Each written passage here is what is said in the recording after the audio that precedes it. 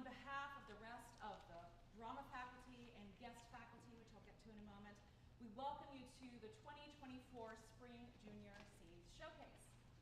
The Governor's School is turning 25 next year. And the one thing that has remained consistent in those 25 years in this department is this event. Twice a year, at the end of each semester, the juniors share their work. It is a ritual, it is a tradition that means so much to this department, to the school, and to these students. And we're so glad that you are here to share in this special event tonight. Sometimes we have the privilege of having in the audience graduates from the program. Tonight, one of those past students who shared their work when they were a junior is also our guest faculty, Liza Bennett from the class of 2020, not 2026, that hasn't even happened. Come on, that's okay, I'm ready. 2006 is here working with the seniors as the director of their film project, a collaboration between drama and creative writing, and we are so glad to have her here.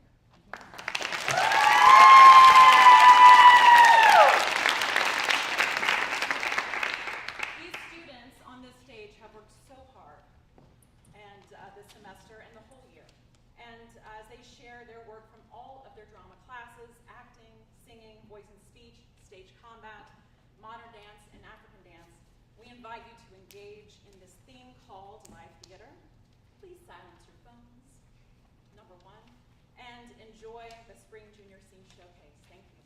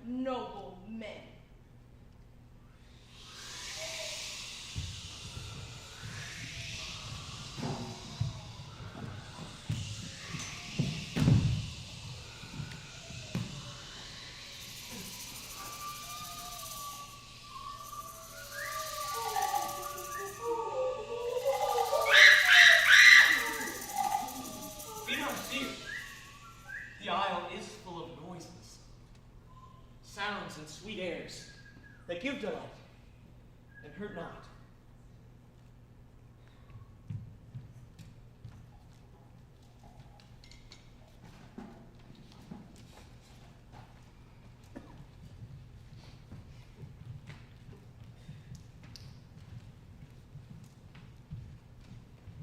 This is Angel Watson and Taylor Wells performing the song What About Love from the musical The Color Purple by Brenda Russell, Allie Willis, and Stephen Bray. In this song, Celie and Shug embrace feelings of love and passion they've never experienced before.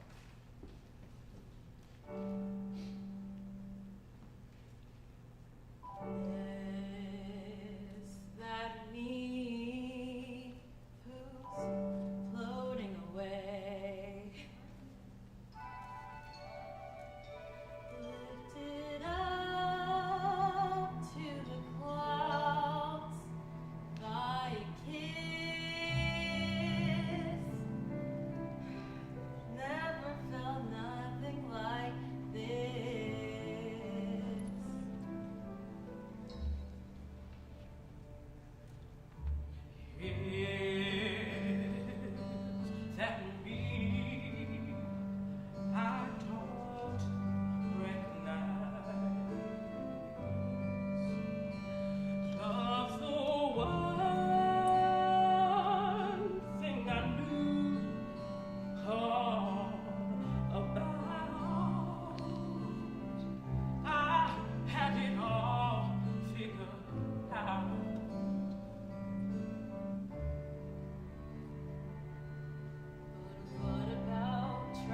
What about trust?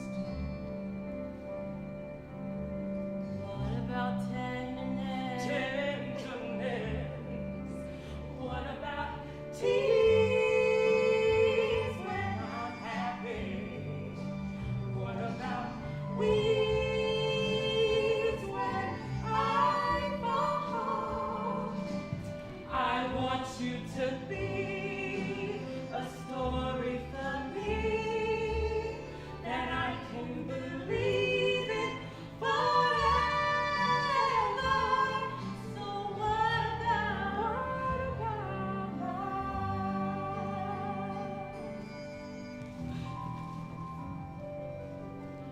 Will you be my light in the storm? Will I see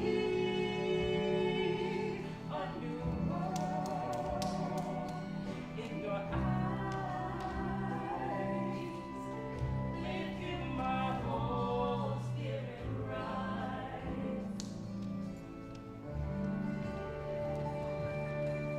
What about hope? What about hope?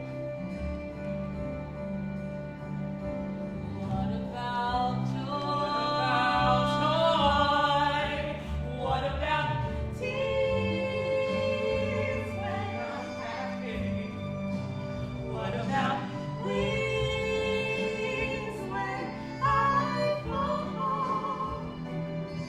I want you to be a story for me that I can believe in Forever. and what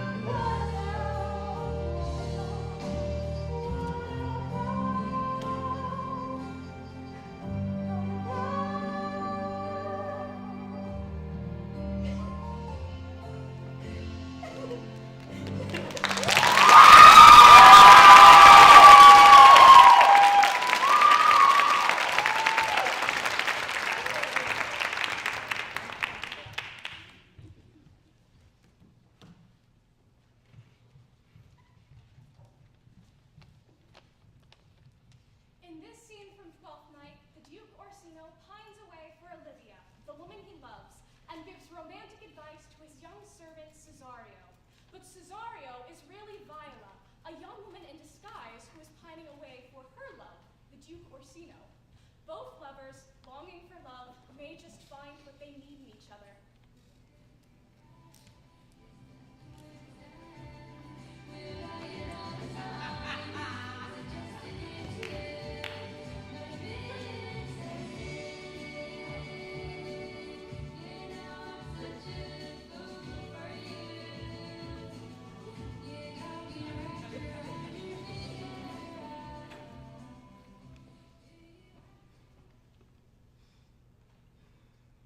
Give me some music.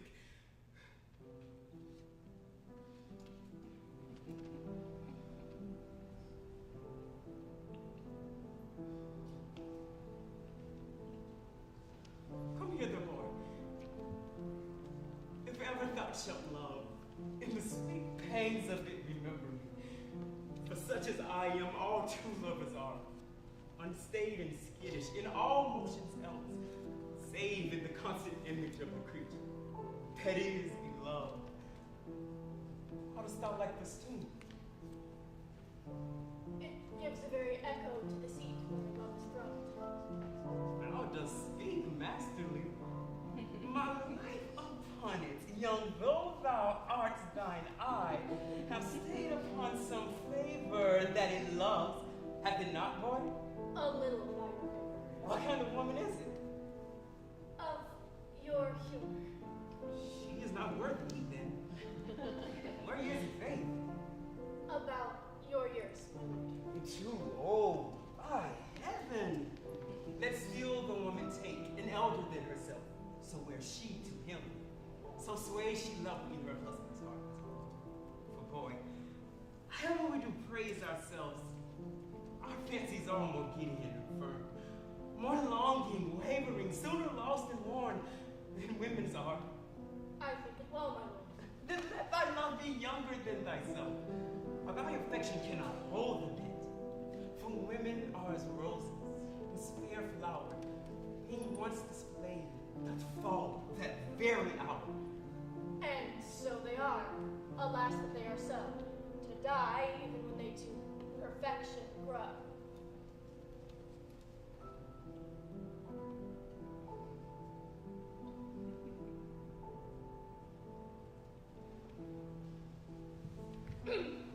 Once more, Cesario, get thee to yon same sovereign cruelty. Tell her my love more noble than the world. Prize is not quantity of dirty lands, the parts that fortune hath bestowed upon her. Tell her I would as giddily as fortune. But 'tis that miracle and queen of gems that nature pranks her in attracts my soul. But if she cannot love you, sir. I cannot be so answered. Sooth, but you must.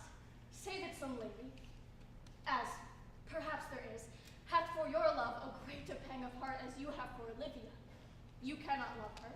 You tell her so. Must she not then be answered? There is no woman's size can buy the beating of so strong a passion as love doth give my heart. No woman's heart so big to hold so much. They lack retention. Alas, their love may be called appetite. No motion of the liver but the palate that suffers surfeit, cloyment, and revolt. But mine is all as hungry as the sea, and can digest as much. Make no compare between that loving woman can bear me, and that I owe Olivia. Aye, but I know. What dost thou know? Too well what love women to men may owe. In faith, they are as true of heart as we.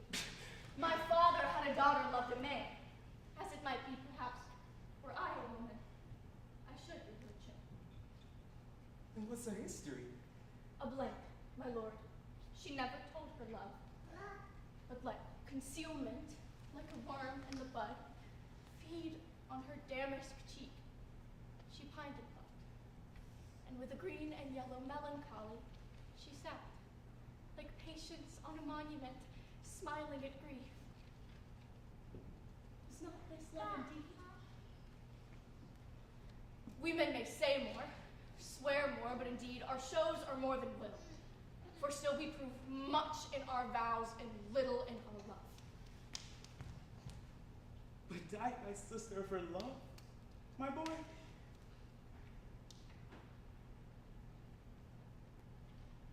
I am all the daughters of my father's house, and all the brothers too, and yet I know not. Sir, shall I to this lady?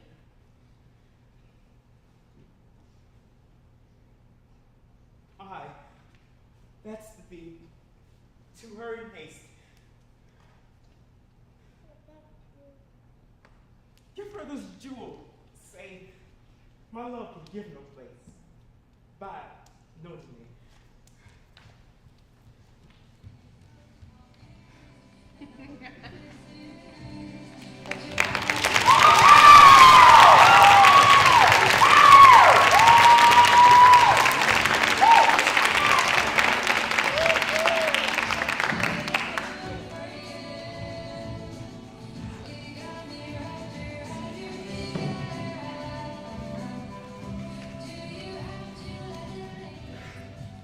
After hearing of a prophecy that he was heard, Macbeth plans to assassinate Duncan, the current king, and take his throne. Tonight, Macbeth and his wife host a dinner party for the king and his thanes. In this scene, Macbeth's fear and unease causes him to step away from the dinner table and assess his current situation.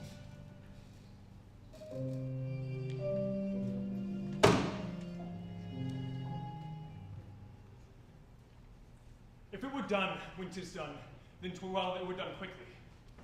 If the assassination could tremble up the consequence, and catch with his surceased success, that but this blow might be the be-all and the end-all here.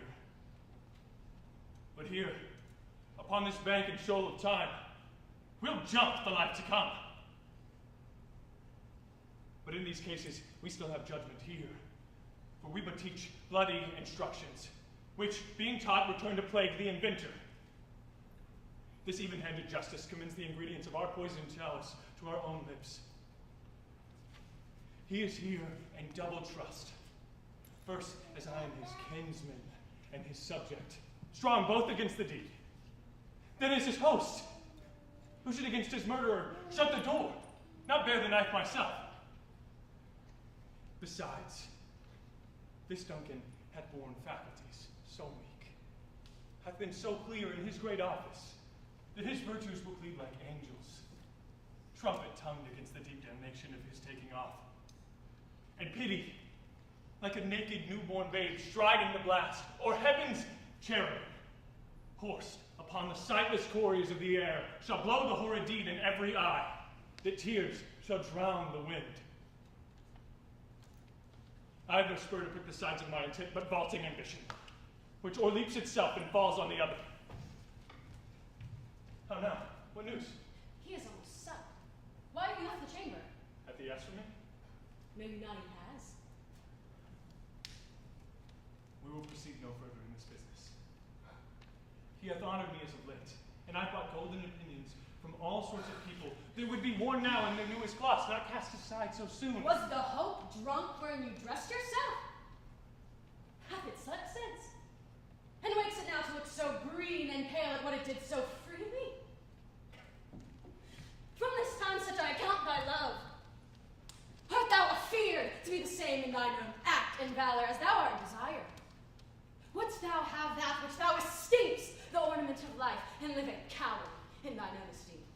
Letting I dare not wait upon I would, like the poor cat in the attic. Prithee! Peace. I dare do all that may become a man. Who dares do more is not. What beast was then that made you break this enterprise to me? When you durst do it, then you were a man. And to be more than what you were, you would be so much more the man. Nor time, nor place did then adhere, and yet you would make both. They have made themselves, and that their fitness now does unmake you.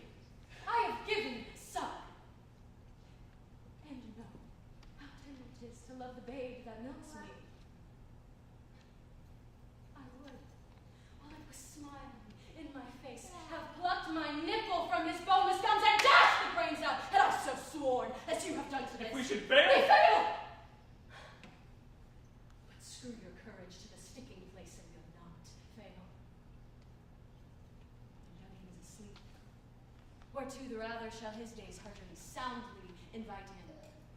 His two chamberlains will I with wine and wassail so convince that memory, the warder of the brain, shall be a few, and the receipt of reason a limbeck only. When in swinish sleep their drenched natures lie as in death, what cannot you and I perform upon the unguarded Duncan?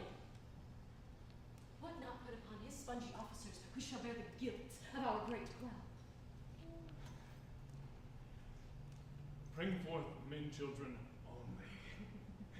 For thy undaunted mettle should compose nothing but males.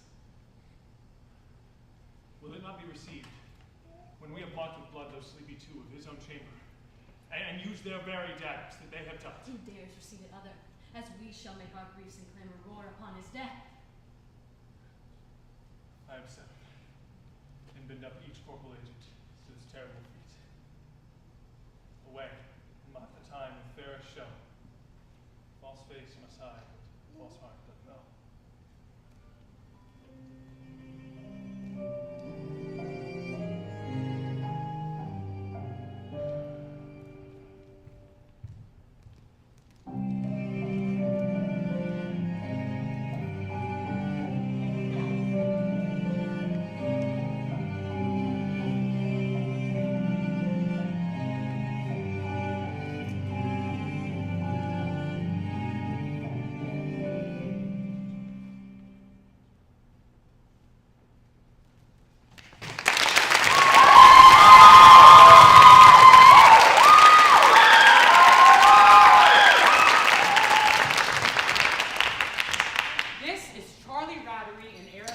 gentlemen, performing First Date Last Night from Dogfight the musical, composed by Sakas and Paul. In this scene, Eddie takes Rose out on a date to forget about past mistakes and hopefully spring new beginnings.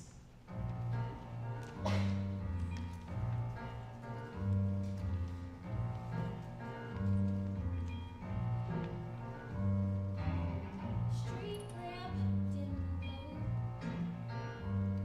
A light blanket night like summer snow. Let it pour. Just cover up whatever came before.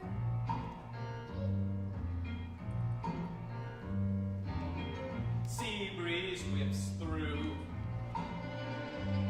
and makes you do some stuff you never do. Talking weird. Why the hell are you still here? And we go bum bum bum bum bum bum bum bum bum bum bum bum. Don't know why I decided to come. Don't know why I decided to come.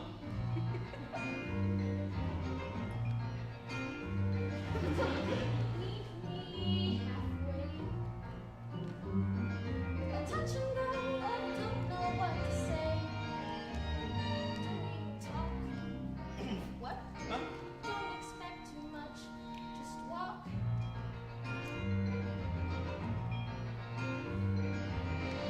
Blank slate, blank stare. Yeah, you made her cry, why do you care? What's it for? Look at her, she looks so cold. Here we go. Bum, bum, bum, bum, bum, bum, bum, bum, bum, bum, bum, bum. Don't know why I decided to come. Don't know why I decided to come. Twisting lemons into lemonade. Hear me sleep. You'd be drunk if you had said you might miss any good that could come after this.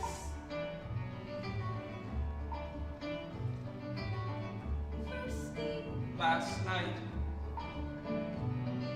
not quite what's your picture, but alright. So take her out. Give it a shot. People can surprise you or not. We go bum bum bum bum bum bum bum bum bum bum bum bum bum.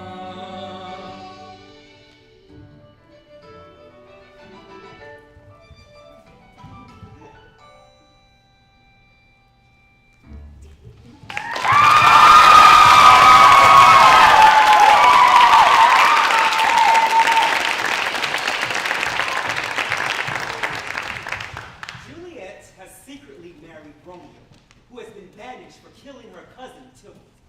The only people who know about the marriage are Juliet's nurse and Friar Lawrence.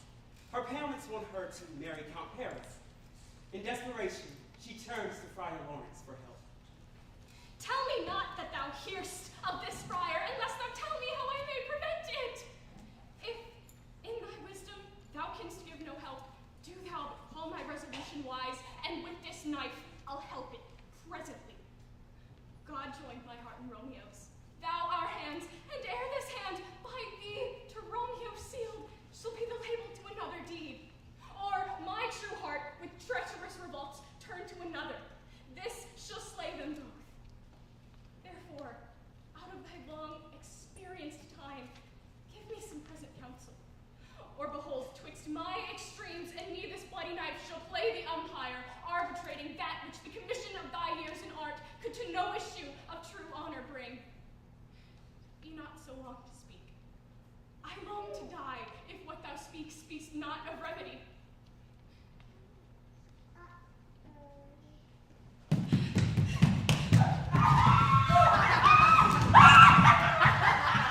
How hungry are you, evil queen? I'm starving! What would you like first? Light, dark meat. I'm thinking geese.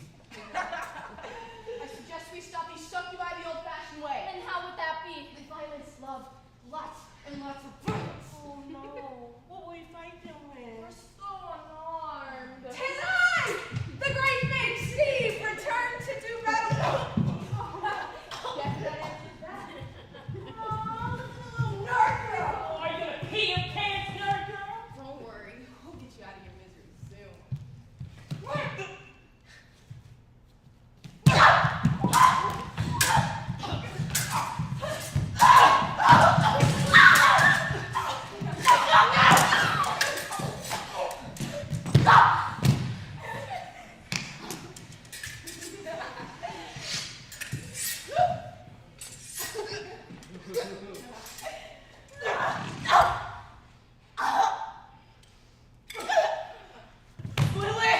Oh, did your friend just die? So bad, what they did so bad. I don't see what's so funny. You'll just be joining her in 2 seconds. Prepare to be ushered to your death. You can't beat us. We're way too powerful for you. Who said we're gonna do it with our fists? What do you mean? Enough of all this dorky sword fighting stuff. You really think you're bad? Let's finish this cheerleader style. I challenge you to a dance battle.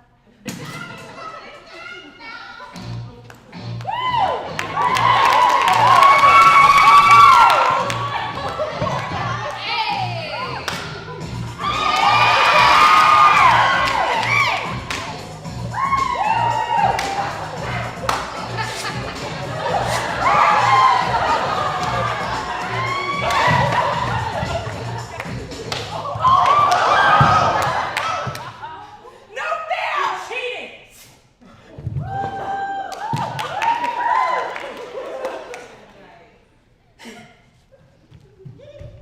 Oh, Romeo! Romeo, wherefore art thou Romeo? Juliet met Romeo at Capulet's party and has fallen in love with him. But she's just discovered that Romeo is a Montague, her sworn family enemy. In this monologue, she tries to figure out how to be with him, despite the feud. Deny thy father, and refuse thy name. Or, if thou will not be but sworn my love, and I'll no longer be a Capulet. 'Tis but thy name that is my enemy. Thou art thyself, though not a Montague. What's Montague? It is nor hand, nor foot, nor arm, nor face, or any other part, belonging to a man. Oh, be some other name. What synonym, that which we call a rose, by any other name would smell as sweet. So Romeo would, were he not Romeo called. Retain that dear perfection which he owes. Without that title, Romeo doth thy name, and for that name which is no part of thee, take all myself.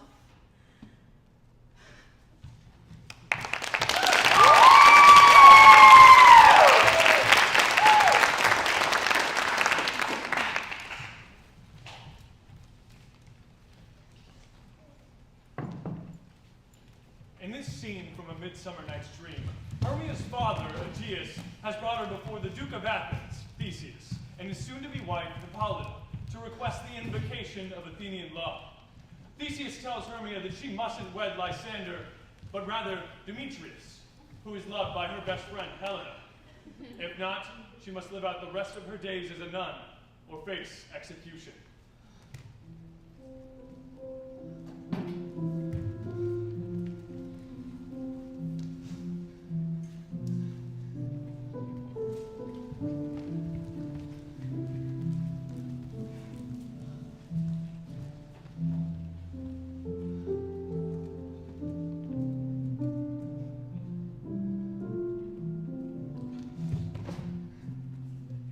How now, my love? Why is your cheek so pale? How chance the roses they fade so fast? Belike for want of rain which I could well redeem them from the tempest of my eyes. For aught that I could ever read, could ever hear by tale or history, the course of true love never did run smooth, but either it was different in blood, O cross, too high to be enthralled to low. or else misgrafted in respect of years, O spite, too old to be engaged to young. or else it stood upon the choice of friends, O hell, to choose love by another's eyes. or if there were a sympathy in choice, war, death, or sickness did lay siege to it, making it momentary as a sound, swift as the shadow, short as any dream, brief as the lightning and the calling night, that in a spleen unfolds both heaven and earth, and ere a man have power to say, behold, the jaws of darkness do devour it up. So quick, bright things come to confusion. If then true lovers have been ever crossed, it stands as an edict in destiny. Then let us teach our trial patience, because it is a customary cross, as due to love as thoughts, as dreams, as sighs, wishes and tears, poor fancy's followers. A good persuasion. Therefore, hear me, Hermia. I have a widow aunt, a dowager of greater than you, and she hath no child. From Athens is her house remote 7 leagues, and she respects me as her only son. There, gentle Hermia, may I marry thee? And to that place the sharp Athenian law cannot pursue us. If thou lovest me, then steer forth thy father's house tomorrow night, and in the wood a league without a town, where I did meet thee once with Helena to do observance to a morning May, there I'll stay for thee. My good Lysander! I swear to thee by Cupid's strongest bow, By his best arrow with the golden head, by the simplicity of Venus doves, by that which knitteth souls and prospers loves, and by that fire which burned the Carthage queen when the false wind under the sail was seen, by all the vows that ever men have broke, in number more than ever woman spoke. in that same place thou hast appointed me. Tomorrow truly will I meet with thee. Promise me. Look, here comes Helena. God speed, fair Helena, whither away? Call you me fair, that fair again unsay. Demetrius loves your fair. Oh, happy fair! Oh, teach me how you look, and with what art you sway the motion of Demetrius' heart. I frown upon him, yet he loves me still. Oh, that your frowns would teach my smiles such skill. I give him curses, yet he gives me love.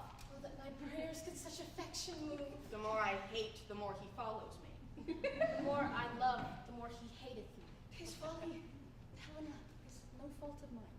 None but your beauty. Would that fault were mine. Take comfort. he no more shall see my face. Lysander and myself will fly this place. Before the time I did Lysander see, seemed Athens as a paradise to me.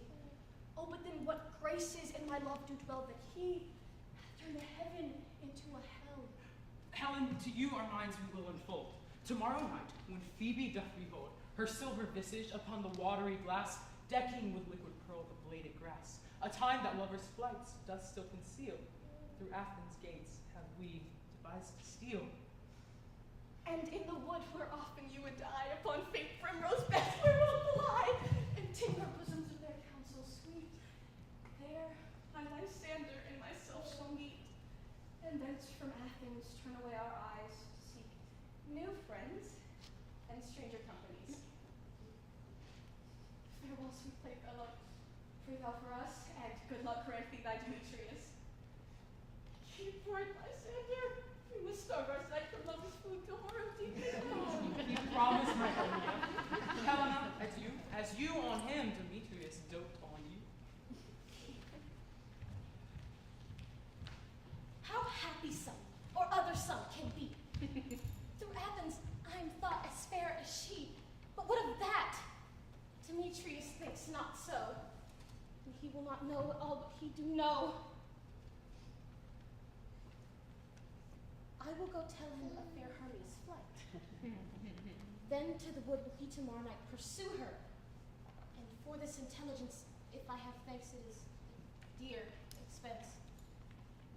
But here mean I to enrich my pain, to have his sight thither, and back again.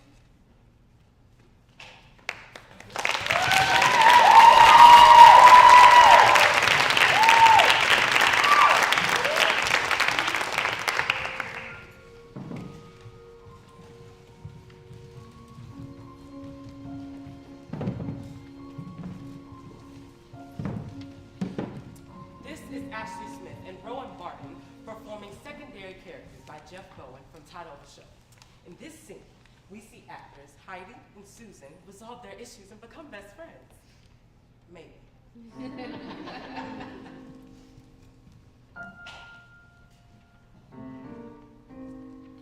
Now it's only you and me,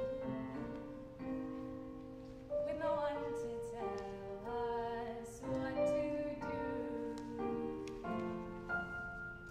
What do we do?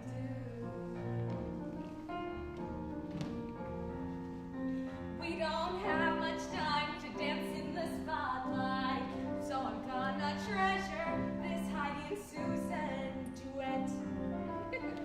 Now may be the only chance I get tonight to enjoy the pleasures of this invisible cigarette. Ow! Secondary characters are singing a song, the stars are snapping off stage. It was their idea to bring us along, and now we're hijacking this page of the script. We're equipped to steer the ship till this trippy skit ends. By the end of this song, we'll be best friends. I want to apologize for any weirdness. Too, it can be really scary being the new kid. I bet. I bet you bet. I do. I bet. Also want to say that after all we've been through, I'm so glad we met. I feel the same way, baby. The secondary characters are calling the shots. Both guys have been stored in the wings. We've been left in charge of it all. The plot's unfolding like the Lord of the Rings trilogy. It'll be you and me till the very end. And like Frodo and Samwise, you'll be my best friend. My best friend. Sing. My best friend. Susan and Heidi. Susan and Heidi.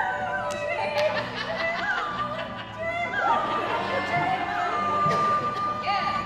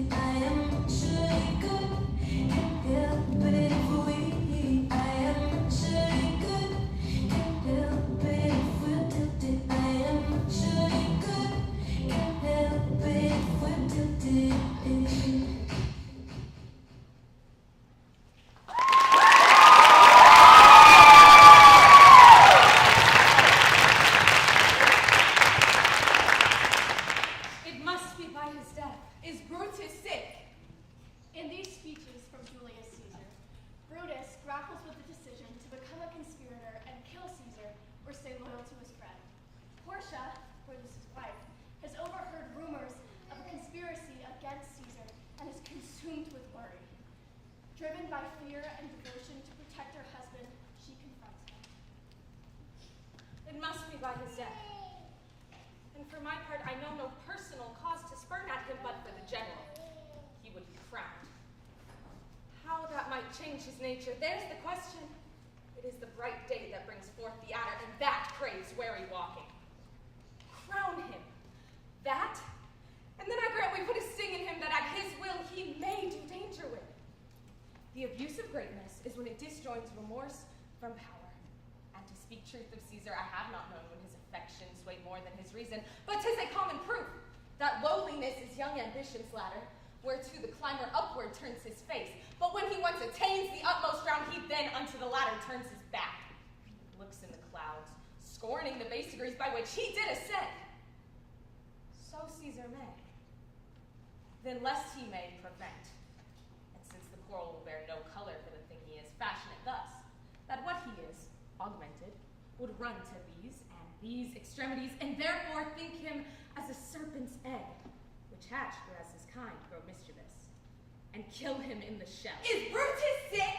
And is it physical to walk on grace and suck up the humors of the next morning? What? Is Brutus sick?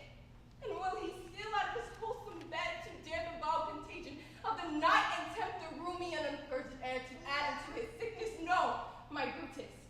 You have some sick offense within your mind, which by the right and virtue of my place I ought to know of. And upon my knees, I charm you by my once commended beauty, by all your vows of love and that great vow which did incorporate and make us one. You unfold to me yourself, your have, why you are heavy, and what meant I have had resort to you. For here have been some 6 or 7 who did have their roots, even from darkness.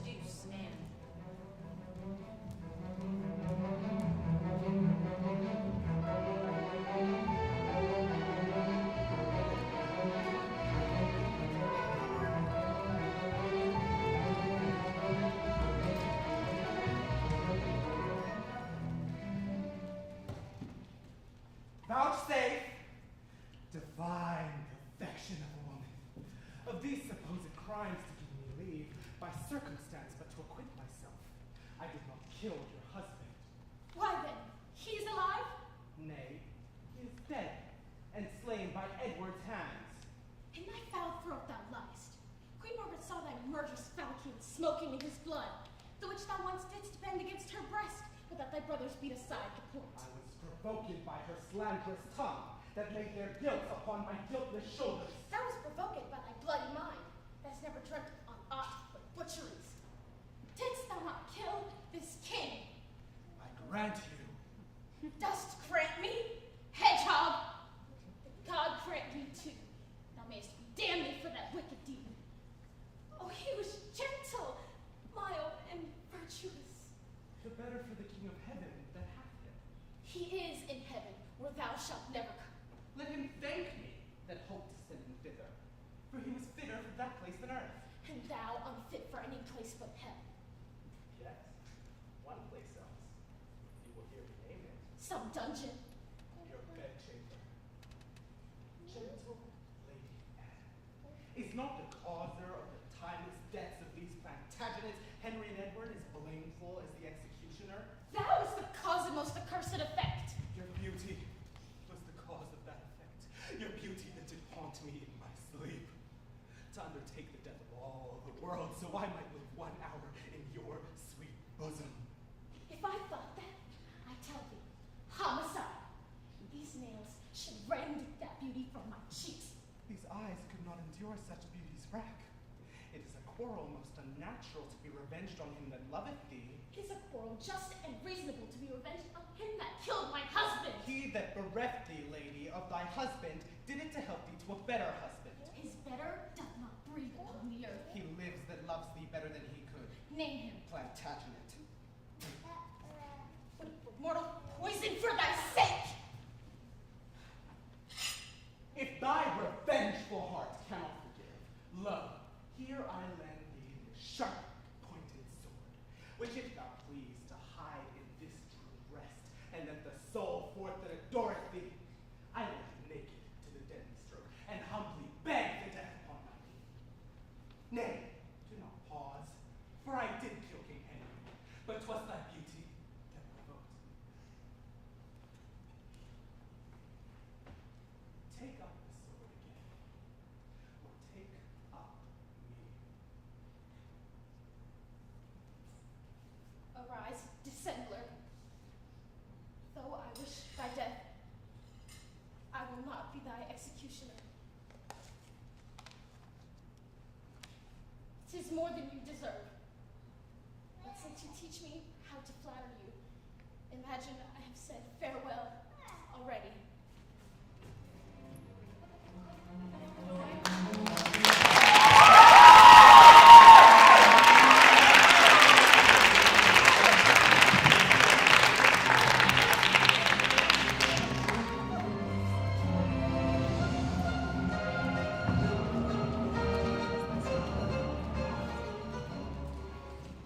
This is Caitlin Blair and Maddox Harding performing I Give It All For You from Songs from a New World.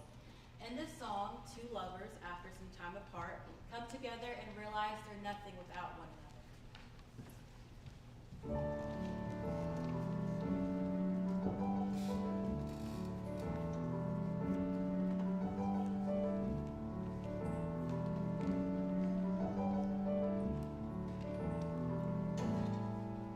I had a house while you were gone. The week after you left me, I found a couple acres near Severn Park. I had a house while you were gone. A house with silver shutters and a driveway laid in marble, and thousands of rooms to fill, and miles of space to fly. And I tried to believe it was better without you. I was safer alone. No, I give it all for you. I give it all for you by my side once more. Oh, I give it all for you. I give it all to hold you again, to feel I'm completed, to know there and then that all that I needed was you to fight the fear. But now you're here.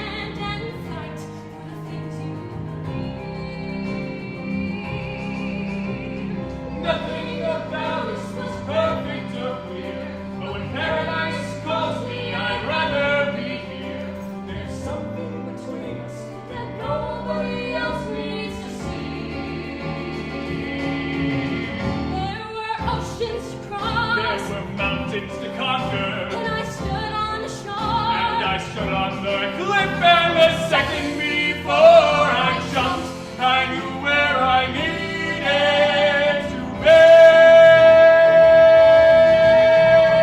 Oh, I give it all for you. I give it all for you by my side once more. Oh, I give it all for you. I give it 'cause it's harder to touch the things that aren't here. I love you too much to trust something clearer. I know I failed to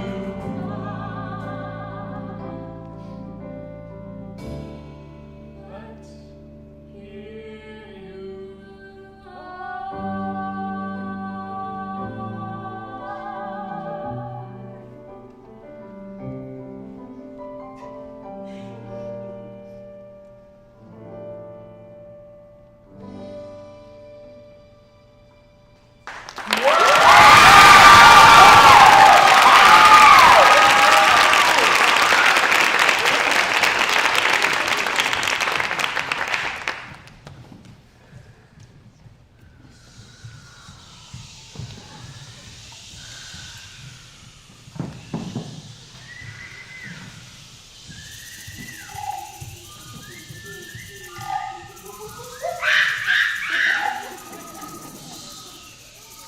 In this scene from The Tempest, Prospero has assigned Ferdinand, a shipwrecked prince, a task to prove he is worthy of Prospero's daughter Miranda.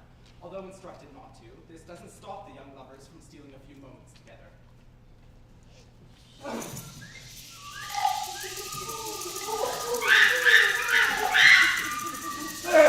Some sports are painful, and their labor delight in them sets off. Some kinds of baseness are nobly undergone, and most poor matters point to rich ends.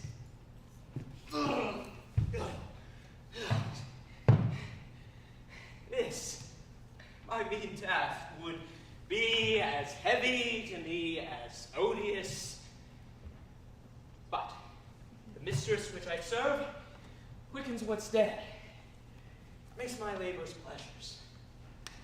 Oh, she is 10 times more gentle than her father's craft. He's composed of harshness. I must remove some 1,000 of these logs and pile them up upon a sore injunction. My sweet mistress weeps when she sees me work and says such baseness had never like executor. I forget. But these sweet thoughts do even refresh my labors. Most busy lust when I do it. Alas, now pray you, work not so hard. I would the lightning had burnt up these logs that you are enjoined to pile. Pray, set it down and rest you when this burns will weep for having wearied you. My father's heart is set. Pray, now rest yourself. He stayed for these 3 hours. Oh, most dear mistress. The sun will set before I shall discharge what I must strive to do. If you'll sit down, I'll bear the logs the while. Pray, give me that. I'll carry it to the No! Precious creature, I would rather crack my sinews. Break my back than you should such dishonor undergo. While I sit lazy by. It will become me as well as it does you. And I should do with much more ease. As my goodwill is to it, and yours it is against. You look weary. Noble mistress. 'Tis fresh morning with me when you are by at night. I do beseech you, chiefly that I might set it in my prayers. What is your name? Miranda. Oh, my father, I have broken your heart to say so. Admired Miranda. Indeed, the top of admiration. Worth what's dearest to the world. Full many a lady I have eyed with best regard, and many a time the harmony of their tongues hath into bondage brought my too diligent ear. For several virtues have I, like several women, never any so full soul. But some defect in her did quarrel with the noblest grace she owed, and put it to the foil. But you, oh you, so perfect and so purest, are created of every creature's best. I do not know one of my sex. No woman's face remember save from my glass mine own. Nor have I seen more that I may call men than you, good friend and my dear father. How features abroad I'm skilless of. But by my modesty, the jewel in my dower, I would not wish any companion in the world but you. Nor can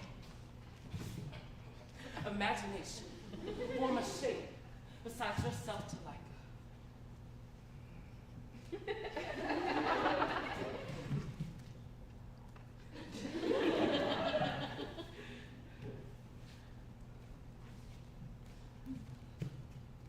But I prattle something too wildly, and my father's precepts I dare and forget. I am in my condition of Prince Moran. I do think a king. I would not so.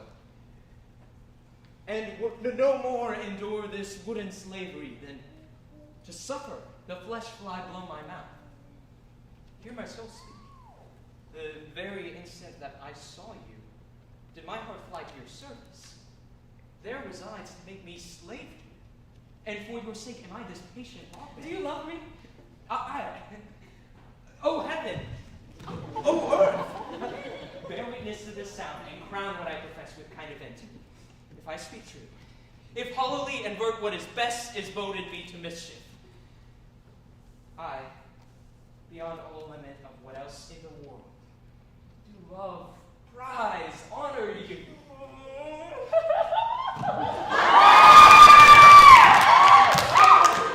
Oh, I am a fool to weep of what I am glad of. At mine unworthiness, that dare not offer what I shall desire to give, and much less take what I shall die to want. This is trifling. All the one seeks to hide itself, the bigger bulk it shows. Hence bashful come, and prompt me plain and holy innocence.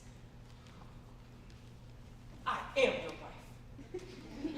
If you'll marry me, if not, I'll die a maid. To be your fellow, you may deny me. I will be your second, whether you will or no.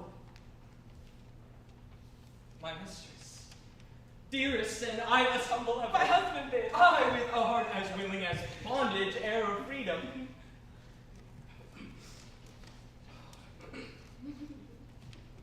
Here's my hand. And mine.